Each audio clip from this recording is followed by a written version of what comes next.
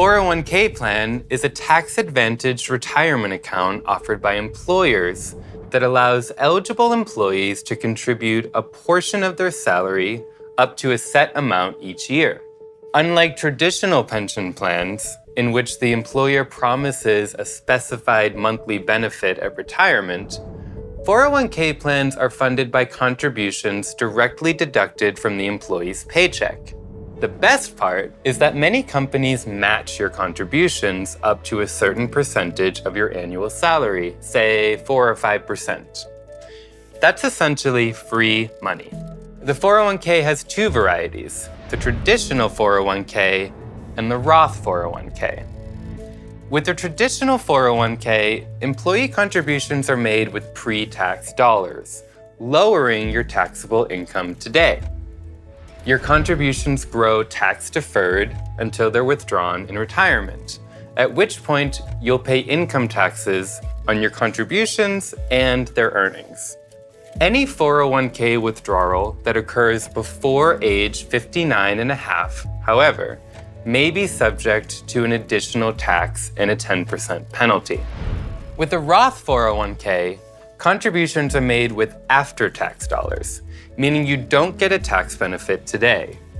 But your contributions grow tax-free, and beginning at age 59 and a half, you can take out your money plus its earnings without paying $1 in taxes.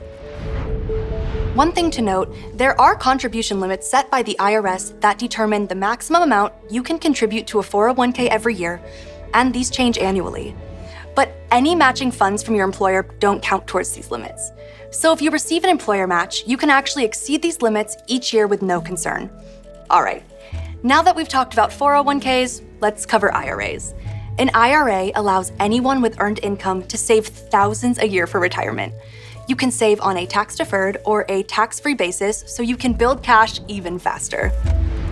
Like a 401k, an IRA is a powerful tool in helping you reach your retirement savings goals. An IRA is a type of investment account that anyone with earned income can open by themselves, separate from any employer. And it comes with tax benefits tailor-made for saving for retirement. You can invest in almost anything using an IRA. So think of an IRA as a special wrapper that goes around your account and gives it tax advantages. What you earn in an IRA is determined by your investments. Lower risk investments, such as certificates of deposits or CDs, and bonds, earn a lower return, while higher risk investments, such as stocks, can earn a much higher return. A traditional IRA allows savers to receive a tax benefit on this year's taxes. The money can grow in the account on a tax-deferred basis for decades.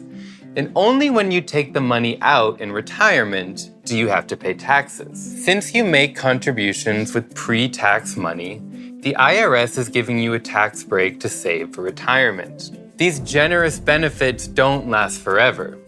When it comes time to retire, the traditional IRA allows you to start taking money out at age 59 and a half, and it requires you to take minimum distributions starting at age 72.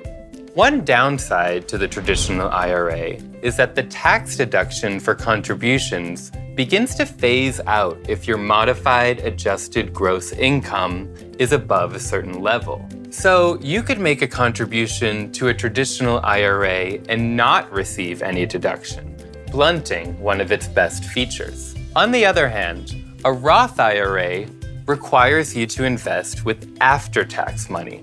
So while you won't get a tax break on this year's taxes, you'll be able to withdraw money in retirement completely tax-free. Not only can you compound money in your account for decades, but you'll never pay anything on the gains, as long as you abide by the withdrawal rules, which are not especially strict. The Roth IRA allows you to withdraw your contributions without penalties at any time. And you can withdraw any contributions as well as earnings tax-free if you're 59 and a half or older, as long as you've had a Roth IRA open for at least 5 years. This gives you a lot of flexibility if you need the money, But there are a few other scenarios, such as paying for qualified educational expenses, that can also get you off the hook for penalties, but not taxes, on earnings. There are also limits on how much you can contribute to a Roth IRA based on your modified adjusted gross income. Single filers with income below a certain level can contribute the full amount, while those filing jointly have a higher threshold. However, in practice, savers can open a backdoor Roth IRA and legally circumvent this income limit rule. Unlike the traditional IRA, the Roth IRA does not have any required minimum distribution, so you can let the money compound untouched by the government for as long as you want. Regardless of which IRA you choose, you'll need to stick to the rules. If you break the IRS rules on distributions, you may be hit with a 10% bonus penalty. Now, let's go to the heart of your question, which is, which IRA is right for me?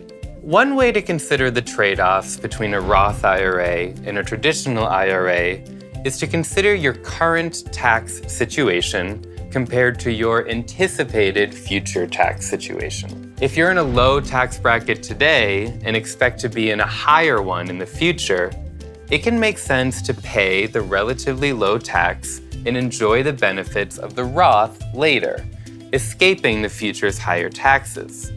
If you're in a high tax bracket today and expect to be in a lower one later, it can make more sense to enjoy the tax break today and pay taxes at a lower rate later. Retirement experts love the Roth IRA. It's hard not to, with the Roth's ability to avoid taxes on withdrawals in perpetuity. But the Roth IRA also offers substantial benefits for those who want to pass money to their children or others. So estate planning is another big plus of the Roth. All right, we've gone over 2 of the major retirement savings accounts. But what about Social Security? Let's go over what you need to know about Social Security benefits and what future generations can expect from the program. To set this up, Social Security is a program run by the federal government that provides income for a wide range of Americans, including retirees, the disabled, and families with a deceased spouse or parent. Tens of millions of Americans receive monthly checks from Social Security, the majority of whom are retirees or dependents. To be eligible for benefits, most workers need to earn a kind of credit in the Social Security system. You earn these credits by working and paying your Social Security taxes, which are taken out of each paycheck. While Social Security provides a critical amount of income for many Americans, it was never intended to be a full retirement plan, according to the Social Security Administration. The program replaces a portion of workers' pre-retirement income based on their overall lifetime earnings. The actual benefit you'll receive depends on how much you've contributed to the program during your working years and at what age you start to take your benefit. As of August 2021, the average monthly Social Security check was $1,437.55. But that amount can drastically differ depending on the type of recipient. In fact, retirees typically make more than the overall average. You can start taking benefits as early as age 62, but your payout will be lower than if you start at full retirement age or later.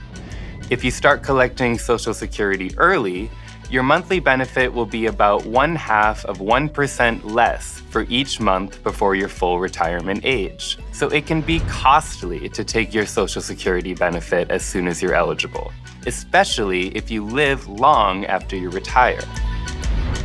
Your full retirement age depends on the year you were born, with full retirement age being 67 for those born in 1960 or later. At that age, you'll receive your full retirement benefit each month.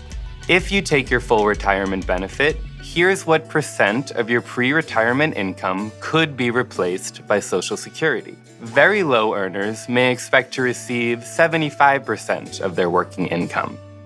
Medium earners may see about 40% of their working income. High earners might receive about 27% of their working income. Financial advisors suggest workers will need at least 70 to 80% of their pre-retirement income for a comfortable retirement. So if you're a higher earner and you want to keep your standard of living, you'll need to turn to other sources of income, including employer-sponsored retirement plans such as a 401k, an IRA, and other taxable savings and investing accounts. That's a great reminder to be intentional about putting money in your retirement savings and not relying entirely on potential Social Security checks. Let's recap. Experts recommend that you fully capitalize on the tax-advantaged options at your disposal. Here are 4 things to keep in mind. Number 1, get any 401k match. An employer match is the easiest, safest way to make money, and you should take full advantage of it. Only once you receive this free money should you consider investing in an IRA. Number 2, max out your IRA. Turn to the IRA if you've maxed out your 401k match, or if your employer doesn't offer a 401k plan or a match. Experts favor the Roth IRA because of all its perks. Number 3, then max out your 401k. If you've maxed out your IRA and you're still able to save more, you can turn back to your 401k and add more, up until the maximum annual contribution. Number 4, invest in taxable accounts. If you're able to save even more, then you can add money to a taxable account, perhaps a brokerage account or a bank account. Let's talk about the best places to retire in the next lesson. See you there.